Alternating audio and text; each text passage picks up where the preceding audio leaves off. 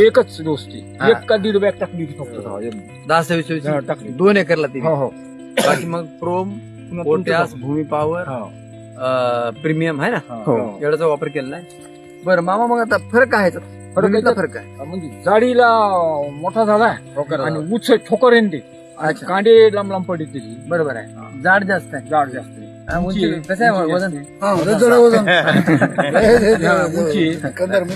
बरं हा. एका दिवशीच लागवड आहे एका दिवशी आणि कांडे जाड आहेत आणि लांबी पण चांगली आहे.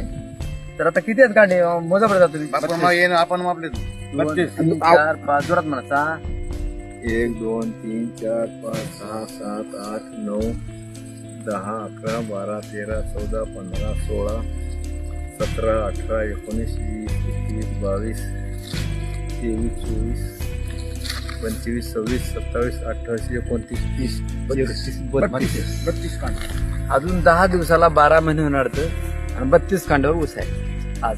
आणि ही व्हरायटी मामा 92,005 92,005 आहे.